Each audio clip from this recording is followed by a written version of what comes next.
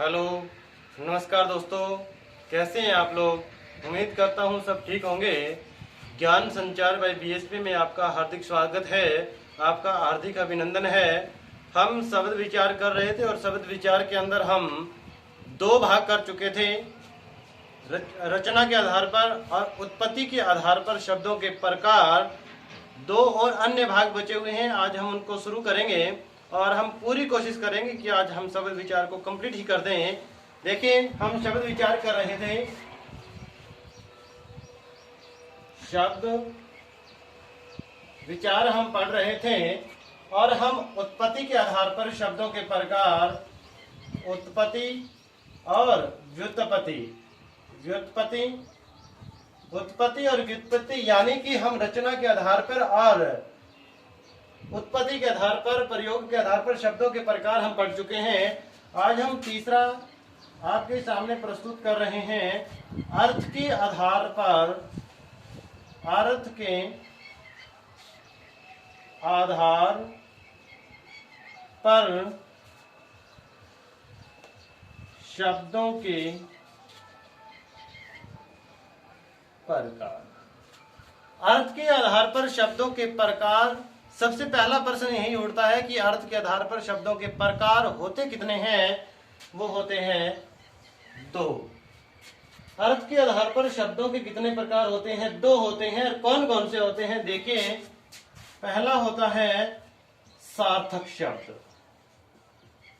सार्थक शब्द। और दूसरा होता है निरर्थक शब्द। निरर्थक शब्द। देखिए, हम सार्थक के अंदर पढ़ेंगे। सार्थक के अंदर यानी कि थोड़ा सा मैं एक्सप्लेन करूं इसको। से यानी कि सहित, अर्थक यानी कि अर्थ हो, यानी कि जिसका कोई न कोई अर्थ हो, वो शब्द जो अर्थ सहित हो वो शब्द सार्थक कहलाते हैं। और निरर्थक यानी कि निर्रहित अर्थ, यानी कि जो शब्द अर्थ रहित होते हैं वो शब्द निरर्थक शब्द कहलाते हैं। सार्थक शब्द यानी कि ऐसे शब्द जिनका अर्थ हो, सार्थक शब्द कहलाते हैं। सार्थक शब्द कहलाते हैं। निरर्थक यानी कि ऐसे शब्द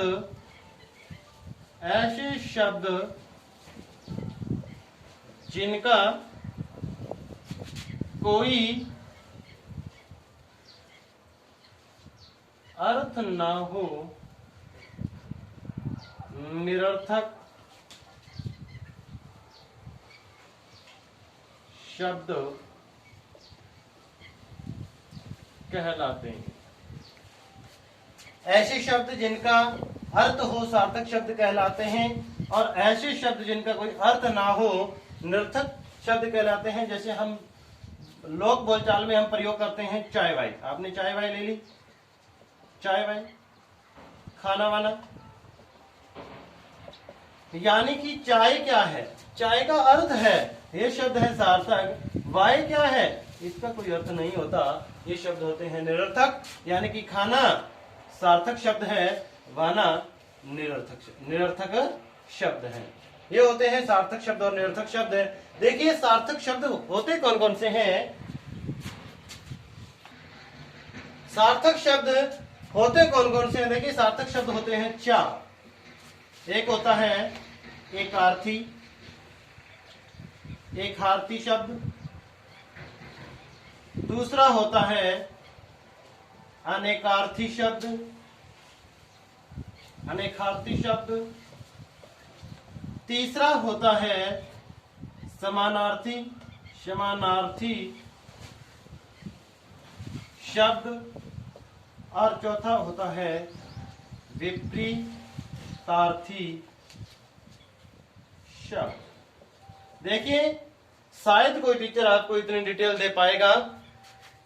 सार्थक और निरर्थक के हम ऊपर बात कर रहे थे।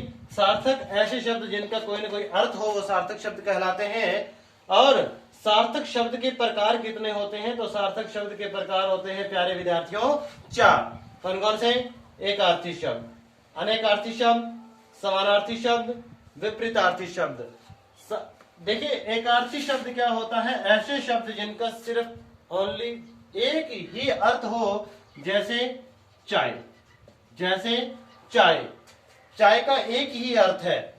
अनेकार्थी शब्द क्या होता है? जिसके कई अर्थ हो, जिनके कई अर्थ हो, जैसे हम प्रयोग करते हैं अंक, जैसे हम प्रयोग करते हैं अंक। अंक का मतलब होता है संख्या, अंक का मतलब होता है संख्या, अंक का मतलब होता है, एक तो होता है संख्या और एक होता है गोद।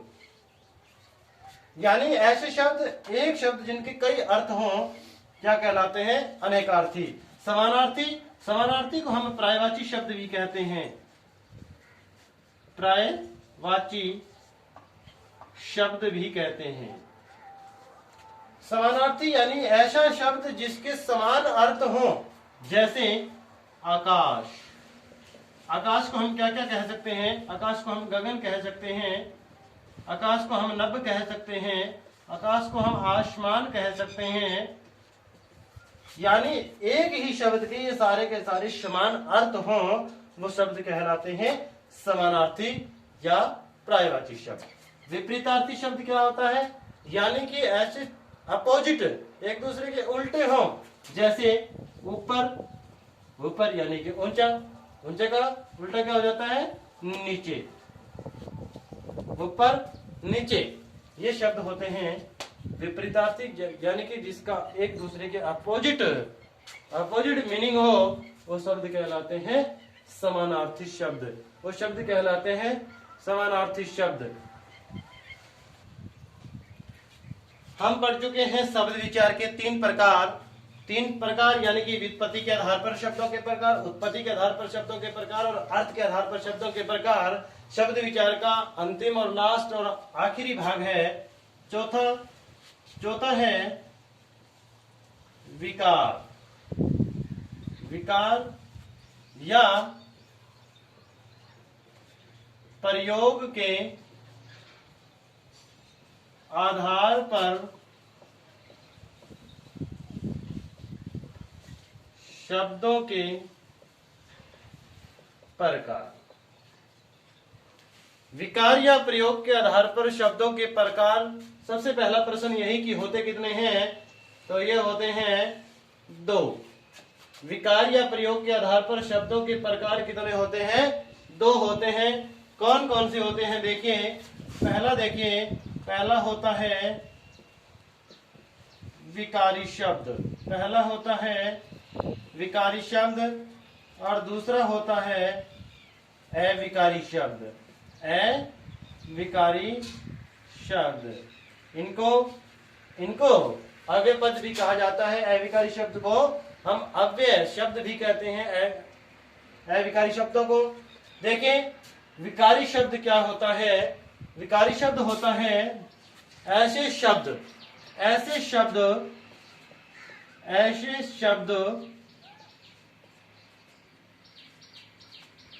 जिन पर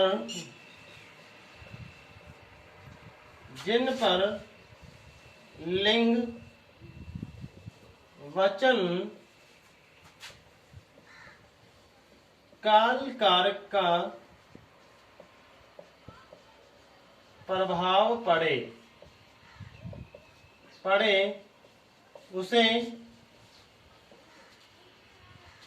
विकारी शब्द कहते हैं। ऐसे शब्द जिन पर लिंग, वचन, काल कारक का प्रभाव पड़े उसे विकारी शब्द कहते हैं। उदाहरण के माध्यम से समझिए। राम अखबार पढ़ता है। देखिए राम अखबार पढ़ता है। यदि मैं इसका लिंग चेंज कर दूं, यानी सीता अखबार तो हमारी क्रिया भी बदल जाएगी। यानी कि जैसे ही हमने लिंग को चेंज किया, पुल्लिंग से स्त्रीलिंग में लेकर के आए, तो क्रिया भी पुल्लिंग से स्त्रीलिंग में पहुंच गई। यानी कि इसके ऊपर किसका प्रभाव पड़ रहा है? लिंग का प्रभाव पड़ रहा है। इसलिए यानी कि लिंग वचन काल कारक के कारण यदि किसी में कोई चेंज हो जाए, बदलाव आ जाए, परिवर्तन हो जाए, वो शब्द कहलाते हैं विकारी शब्द कहलाते हैं। वो शब्द कौन से कहलाते हैं? विकारी शब्द कहलाते हैं। और विकारी शब्दों की संख्या कितनी होती है? विकारी शब्दों की संख्या होती है प्यारे विद्यार्थियों 4 होती है। देखिए कौन कौन सी होती है। पहली संज्ञा, संज्ञा विकारी शब्द होता है। दूसरा देखिए सर्वनाम, सर्वनाम, सर्वनाम विकारी शब्द होता है। तीसरा देखिए विशेषण, विशेषण, विशेषण विकारी शब्द होता है। और चौथा क्रिया, क्रिया विकारी शब्द होता है। विकारी शब्द क्या होता है? ऐसे शब्द जिन पर लिंग वचन काल कारक का प्रभाव पड़े उसे हम विकारी शब्द कहते हैं। विकारी शब्दों की संख्या कितनी होती है? 4 होती है। संज्ञा, सर्वनाम, विशेषण, क्रिया। देखिए संज्ञा क्या होती है? संज्ञा यानी कि ऐसी वस्तु जिसको हम अपनी आंखों से देख सकते हैं, वो सारी की सारी संज्ञाएं होती है। ये मार्कर संज्ञा है, ये व्हाइट बोर्ड संज्ञा है, मोबाइल फोन संज्ञा है, हम संज्ञा है। यानी कि जितनी भी दुनिया में वस्तु है, जितनी भी वस्तु है वो सारी की सारी संज्ञा कहलाती है। सर्वनाम यानी कि संज्ञा के स्थान पर जो प्रयोग किए जाते हैं शब्द, वो सर्वनाम कहलाते हैं। विशेषण यानी कि किसी वस्तु विशेष की विशेषता बताई जाती है, विशेषण कहलाता है। क्रिया क्या होती है? किसी काम को करने की अवधि को बताया जाता है, वो क्रिया कहलाती है। किसी कार्य के करने की अवधि जो बताई जाए वो क्रिया कहलाती है। देखिए विकारी शब्द ऐसे शब्द जिन पर लिंग वचन काल कारक का प्रभाव पड़े विकारी शब्द कहलाते हैं। विकारी शब्द 4 होते हैं, संज्ञा, सर्वनाम, विशेषण और क्रिया। देखिए हम विकारी शब्द पढ़ चुके हैं। अब हम बात करते हैं अविकारी शब्द। अविकारी शब्द ऐसे शब्द, ऐसे शब्द जिन पर काल कारक लिंग वचन का प्रभाव ना पड़े उसे अविकारी शब्द कहते हैं, शब्द कहते हैं। जैसे आज, कल, परसों, ये ऐसे शब्द हैं। ऊंचा, ये ऐसे शब्द हैं जिनके ऊपर किसी प्रकार का कोई प्रभाव नहीं पड़ेगा, ये चेंज नहीं होंगे। फिर प्रश्न वही उठता है विकारी शब्द होते कितने हैं? विकारी शब्द भी 4 होते हैं। जिस प्रकार विकारी शब्द 4 होते हैं उसी प्रकार अविकारी शब्द भी 4 होते हैं। देखिए नंबर 1 क्रिया विशेषण, क्रिया विशेषण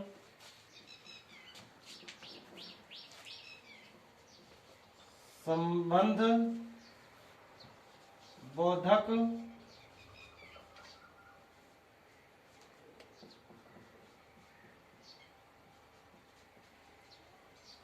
समुच्चय बोधक, समुच्चय बोधक और विस्मयादि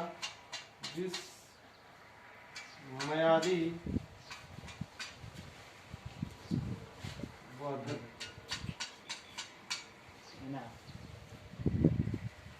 देखिए अविकारी शब्द कौन कौन से होते हैं? क्रिया विशेषण, संबंध बोधक, समुच्चय बोधक, विस्मयादि बोधक।